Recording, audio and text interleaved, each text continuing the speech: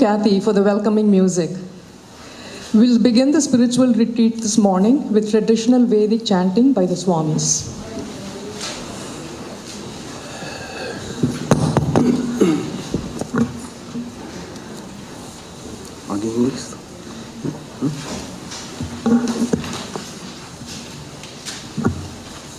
Vedic peace chants. Om, may the Supreme Spirit protect us. May the Supreme Spirit nourish us.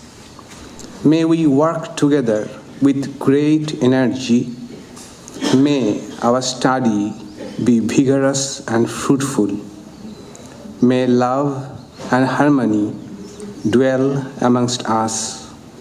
Om, peace, peace, peace be unto all. Om Sahana Vavatu Sahano Bhunaktu Sahaviryam Karvavahai Tejasvinavadhitamastu ma Vishavahai. Om Shanti Shanti Shanti. Om, lead us from the unreal to the real. Lead us from darkness to light. Lead us from death to immortality. Om, peace, peace, peace be unto all. Om Asato ma Sadgamaya Tamaso ma Jyotirgamaya Mritor ma Amritam Gamaya. Om Shanti Shanti Shanti. Om, may we hear with our ears what is auspicious. May we see with our eyes what is auspicious. May we sing praises of the creation and enjoy with strong limbs and body the life allotted to us. May all the divine forces be auspicious to us. Om, peace, peace, peace be unto all. Om Madhuvata Ritayate. Oh, Bhadram Karni. Sorry. Om Bhadram Karne Vishnuyama Devaha. Bhadram Pashe Maksha Virya Yatraha. Sthirairangai stuštuvagam shastanuvihi Vyashema devahitai yadayuhu Shasti na indro vriddhashravaha Shasti na pusha vishwavedaha Shasti nastaksho arishtanemihi Shasti no brihaspatir dadhatu. Om Shanti Shanti Shanti. Sweet blow the winds and the oceans give forth blessedness. May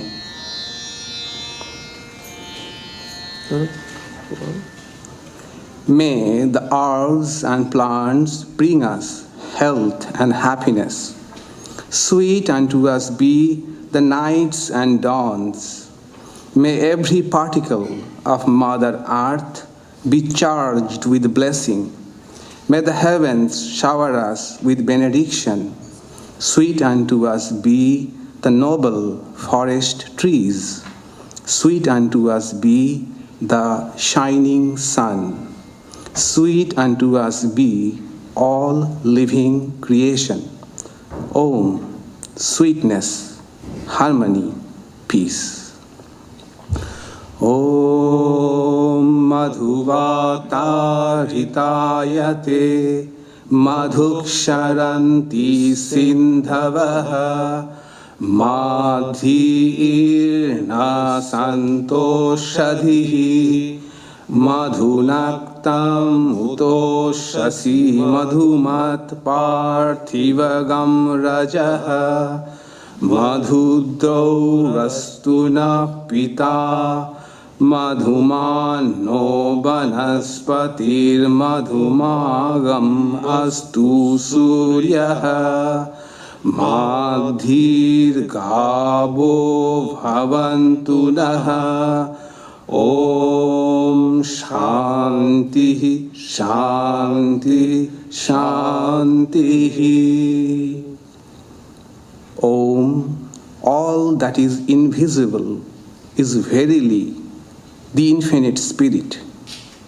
All that is visible is also the infinite spirit.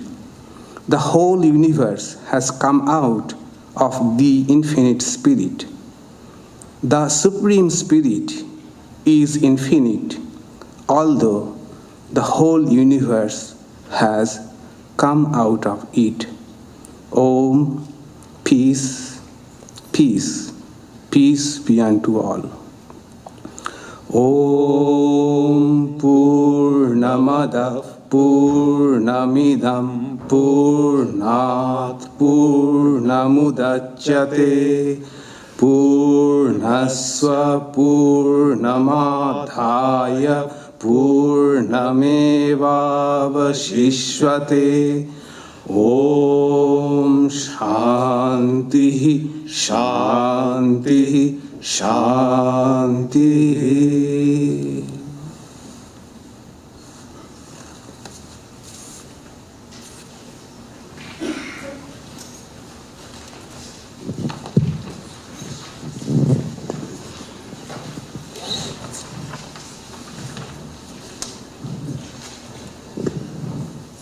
Namaskar to all the revered Swamijis, devotees and friends.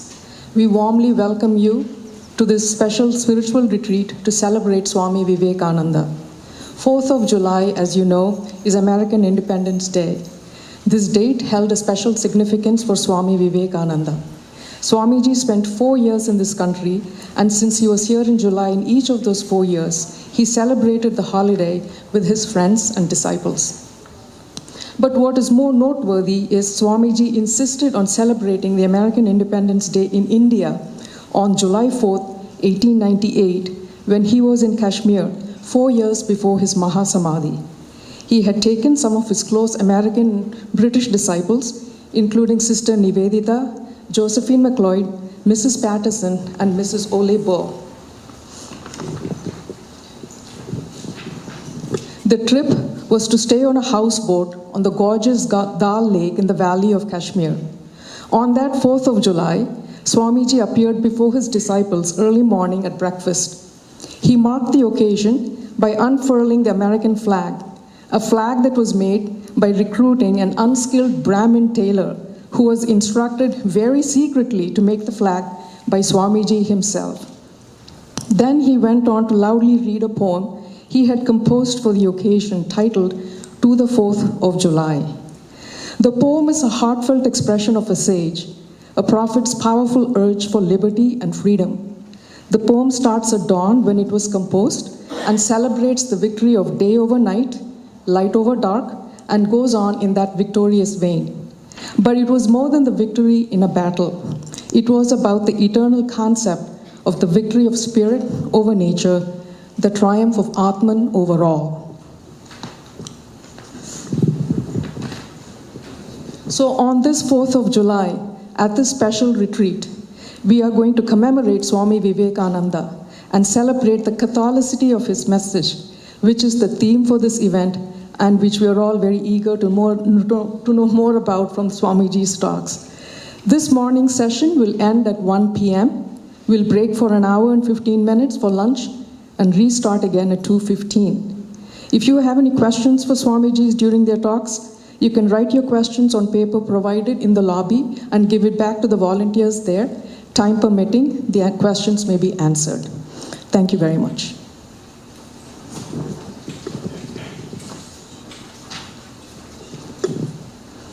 Now I request Swami Prasannatmananda to lead us with flower offering.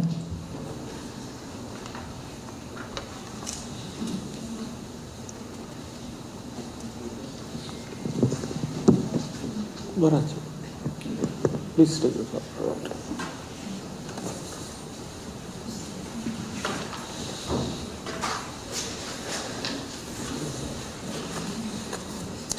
So, flower will be distributed to you. Then I shall chant the mantra. You may repeat the mantra, and then our volunteers will collect the flowers again from you and offer at the altar.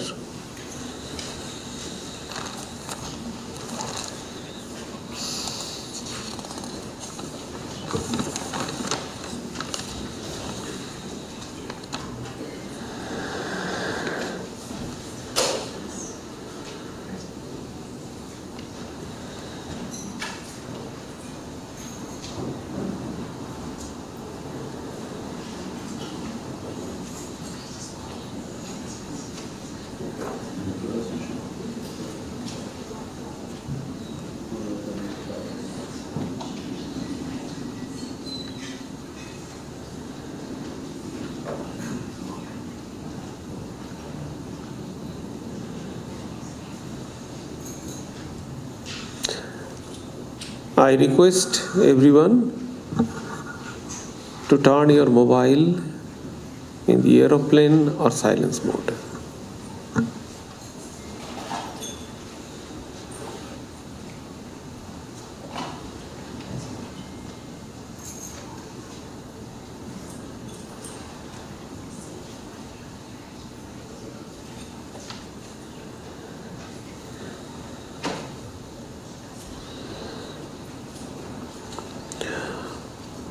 I think everyone have flowers. There is someone, Gargi, there is someone on the balcony. Can you please go and offer flowers?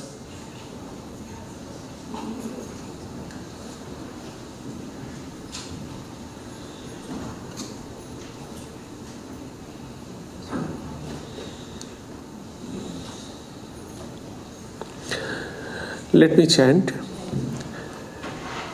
First, I would read in English and then I shall chant the Sanskrit mantra. O Ramakrishna, founder of religion, universal, and the embodiment of all world religions, to thee, the noblest of divine incarnations, I offer my salutation. Om स्थापकाय च धर्मस्य सर्वधर्म स्वरूपिणे अवतार वरिष्ठाय रामकृष्णाय नमः नमः। ओं ओइं एष शाचंदन पुष्प बिल्लो पत्रांजलि संगाय शावरुणाय शक्तिकाय पार्षदाय सर्व देवदेवी स्वरूपाय श्री रामकृष्ण परब्रह्मणे नमः। ओम निरंजनम नित्यम अनंत रूपम भक्तानुकंपा धृत विग्रहं वै ईशावतारम परमेशमीड्यम तं रामकृष्णं शिरसा Namami. O Ramakrishna, the teacher of all, and Mother Sarada, goddesses divine, in bosom holding your lotus feet, salutation to both ever be of mine. Jananing Saradang Devim Ramakrishna Jagat Gurum Pada Padme Tayo Sritva Pranamami Muhurmuhu Om Oing Ring Esha Shachandana Pushpa Villa Patranjali Sangaya Savarnaya Sa Shaktikaya Sa Parshadaya Sarva Deva Devi Swarupinnai Sri Sarada Devyai Parabrahmane Namaha Om Jathargno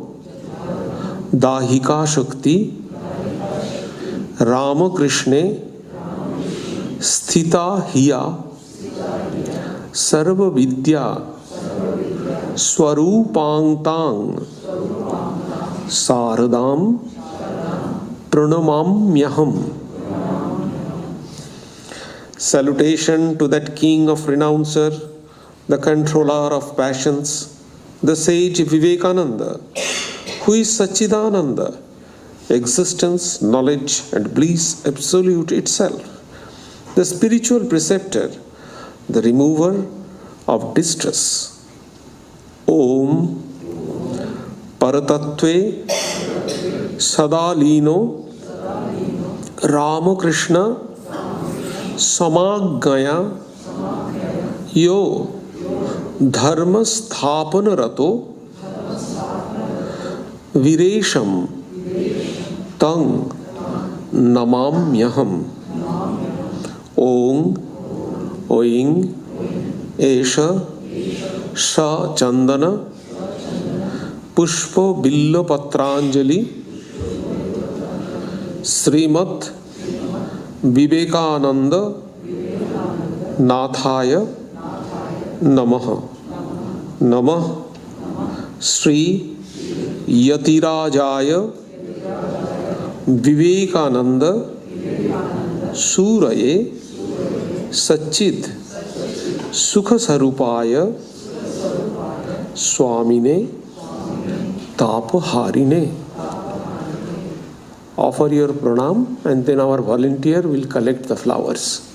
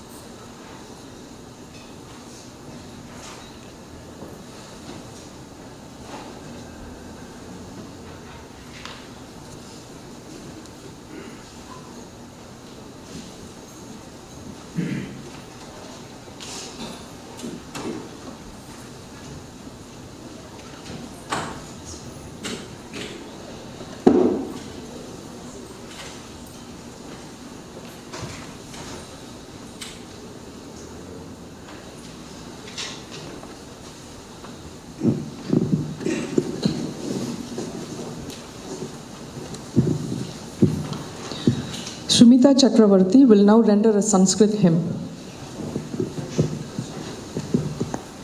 Followed by meditation.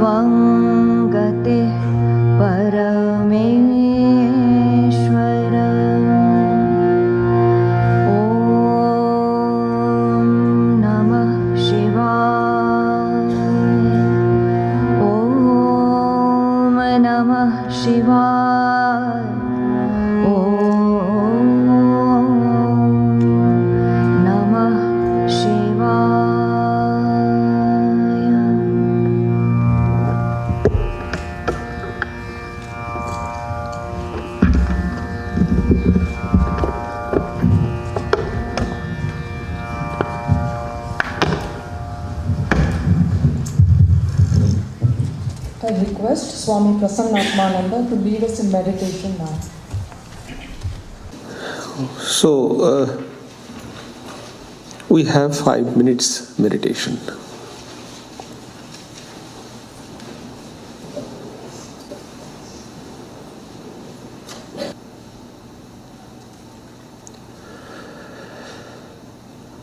Our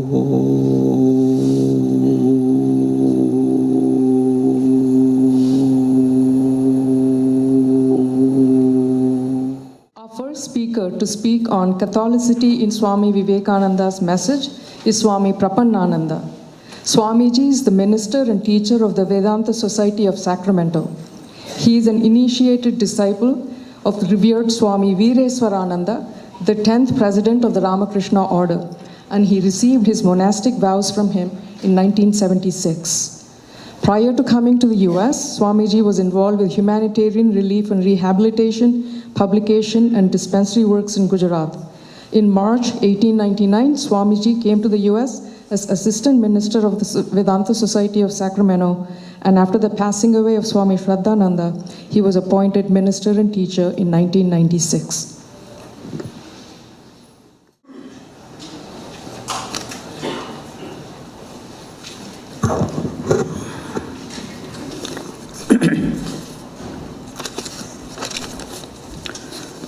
First, I thank Vedanta Society of Berkeley and especially Swami Prasannatmananda for kindly inviting me to this annual program. As far as I remember, probably I have not missed any of the occasions when I was invited for this celebration. Of course, I have missed. Sometimes I had to go to other places to celebrate their 4th of July function. I remember once I had been to Portland a few years ago. Now the subject of talk is Catholicity in Swami Vivekananda's message. Swami Vivekananda was a disciple of Sri Ramakrishna, and Sri Ramakrishna, as we know, was a spiritual person who had practiced all religions in a nutshell. Hinduism, all branches of Hinduism, then Islam, Christianity, and in that way he had the opportunity of learning all the religions. So naturally it is expected that Swami Vivekananda, who was his disciple, also be proficient, or he will be imbued into the different teachings of different religions, including Hinduism's different paths. There is another reason also we see that Swami Vivekananda, as Ramakrishna had seen or had a vision, that he came from a very high spiritual position. That means we don't understand, but Sri Ramakrishna himself had described that he saw there are several rishis and they are deep in meditation, and Swami Vivekananda was one of them. And he requested him to come down to help him in his work.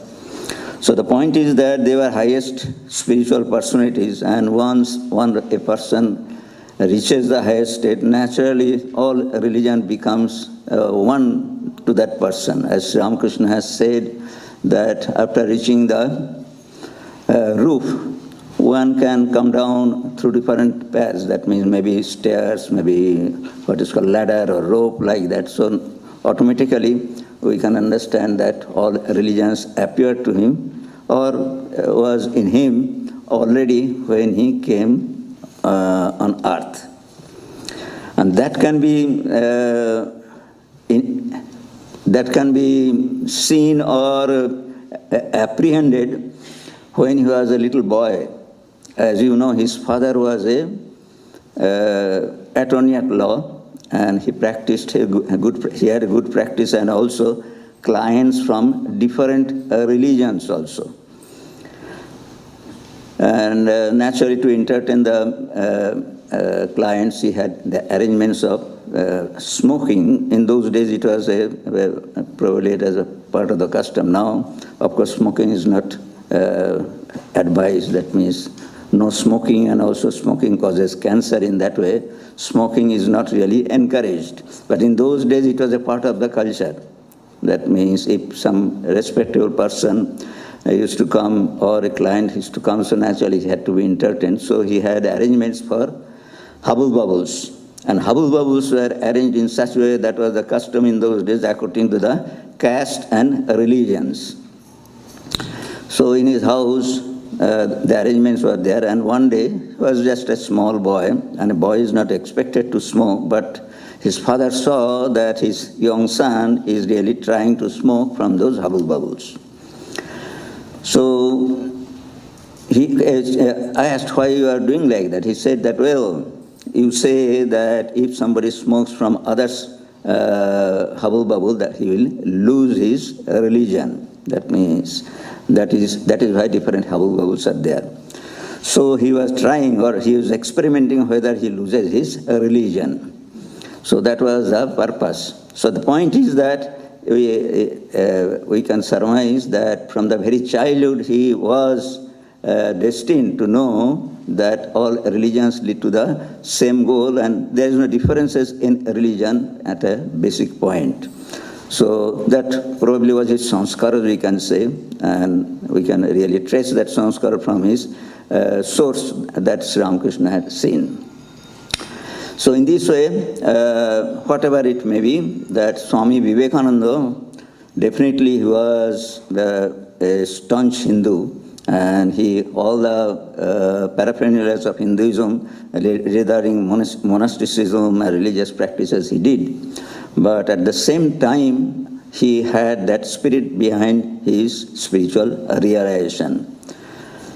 So whenever we see that he is speaking from the point of view of the ultimate realization. That means religion leads to the same goal. And in that spirit he has spoken. Of course, he has spoken in many aspects of many subjects and aspects of different religions. But it doesn't mean that he hated any religion and just what is called made one religion superior to any other religion. So in his teachings, naturally, the Catholicity, that means respect for our religion, and also tolerance for all religion, and acceptance of all religion is quite evident. And basis of that is that he was a great realized person. A realized person automatically will figure out that, oh, this is the real teaching of this religion or spiritual practice, and in that way he cannot see the differences in different religion. You will find this in the teachings and also in the lives also of different great spiritual personalities. So I would like to point out, Swami Vivekananda himself has said that those who want to understand religion in proper spirit, they need to discover what are the basics of religion. So in that way they will be able to find out what is how actually the religions are same in a sense, that means they lead to the same goal, and their teachings are also have universal appeal. So in one place, in a talk that she had given, I think in this country, the ideal of a universal religion, in one place, there is a specific portion, that means specific way, Swami Vivekananda said, first recognize the maxim. That means if you want to practice a religion, don't think that my religion is greatest and other religion should be destroyed. So he says, do not destroy. It has to be recognized that iconoclastic reforms will not help us towards this ideal of universality. So he was giving an idea how a religion which has to be universal in a sense, in the universal, in practice, in the ordinary sense. That means all of us are really not a realized person. We are trying to realize the highest, but definitely religion is the first step.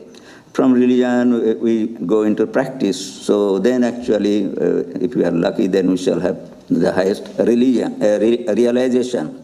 So in that way, just to claim that my religion is greatest and superior, that idea has to be given up. And at the same time, because you are proud of your religion and think that your religion is true, without going to the depth of the religion, just don't destroy.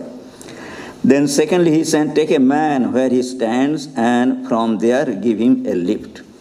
That is the point. That means how to actually teach this universality. That the teaching is like this, that means impart him this instruction in such a way that you take into account where is he. That means whether he is what is called a fanatic or whether he is an advanced soul. So whatever may be the situation or his position in spirituality, from that you lead or guide him to the highest.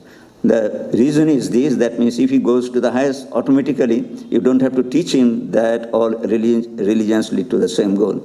He will automatically has reached the roof. Then he will himself understand what is a religion.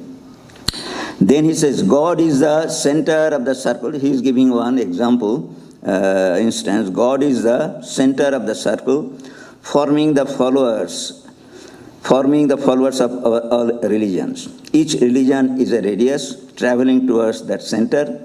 At the center where all the radii meet, all the differences will cease.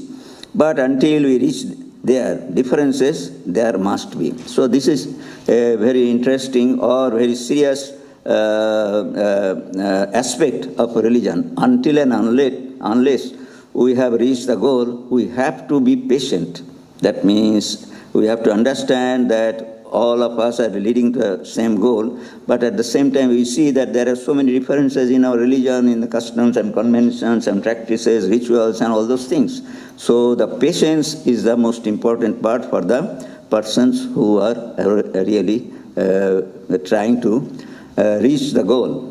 And at the same time, those who want to preach, they also have to keep in mind, at the back of the mind, they should know that what I am teaching is not the only thing that one needs to follow. You have to be tolerant and you have to be respectful for other religion also. So each one has his nature and line of growth.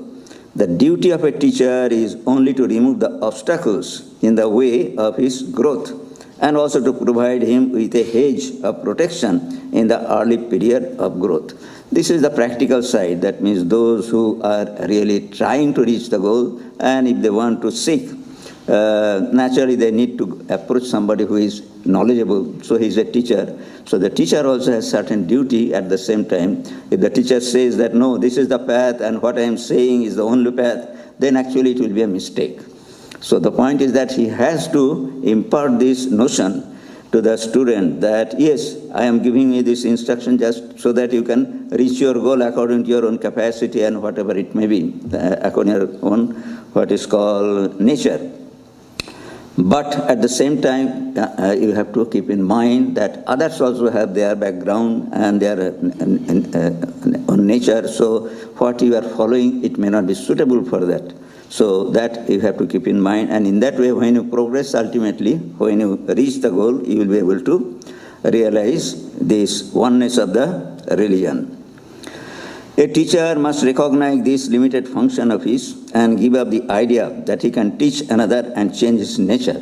That is also another part. That means students, the followers. Teachers means those who are preachers. That means without realization also, naturally many of us has to preach because people want to know, and there is a definitely dearth of realized person, and we do not know who is realized and who is not realized. So naturally there should be some arrangements, or it is a practice in the society that there are teachers.